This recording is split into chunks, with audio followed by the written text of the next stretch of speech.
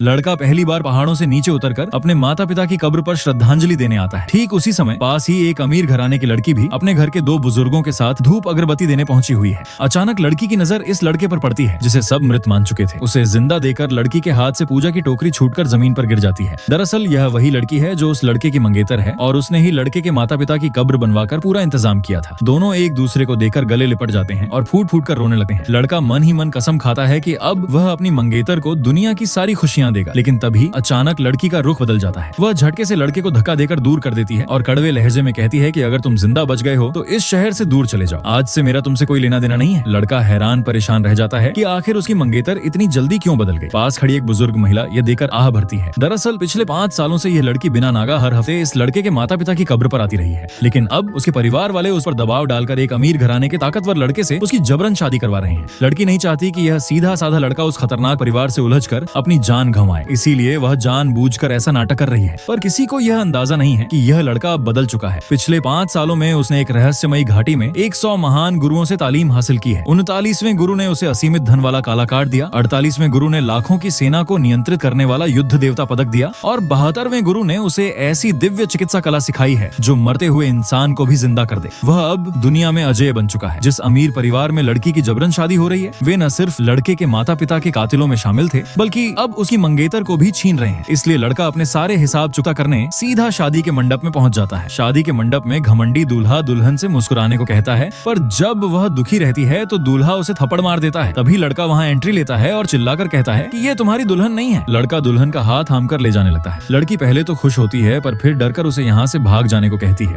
शादी में मौजूद उस अमीर परिवार का मुखिया लड़के का मजाक उड़ाता है और अपने आदमियों को लड़के के पैर तोड़ने का हुक्म देता है, पर लड़का पलक झपकते ही सारे गुंडों को ढेर कर देता है और दूल्हे का हाथ मोड़कर उसे अपाहिज बना देता है। ये देख परिवार का मुखिया बौखलाकर पिस्तौल निकाल लेता है और लड़के पर तानकर घुटनों पर आकर माफी मांगने को कहता है, लेकिन लड़का बिना डरे आगे बढ़ता है। मुखिया गोली चला देता है पर लड़का अपनी उंगलियों से हवा में ही गोली पकड़ लेता है। मुखिया बदहवास होकर बार बार गोलियां चलाता है पर लड़का हर गोली से बचते हुए सीधे उसके सामने आ जाता है और अपनी उंगली बंदूक की नली में डाल देता है। अगले ही पल पूरी बंदूक चिथड़े चिथड़े होकर उड़ जाती है। दहशत में आया मुखिया चिल्लाता है कि तुम इंसान हो या भूत। लड़का बिना कुछ बोले उसके पैर को कुचल देता है और पूछता है कि 5 साल पहले उसके परिवार को तबाह करने के पीछे कौन था। तभी वहाँ दक्षिणी इलाके का राजा अपनी भारी भरकम सेना के साथ पहुंच जाता है। मुखिया सोचता है कि अब वह बच जाएगा और मंगेतर भी लड़के को चेतावनी देती है कि राजा के पास 1 लाख सैनिकों की ताकत है, पर लड़का बेपरवाह होकर कहता है कि जब वह मारने पर आए तो उसे कोई नहीं रोक सकता।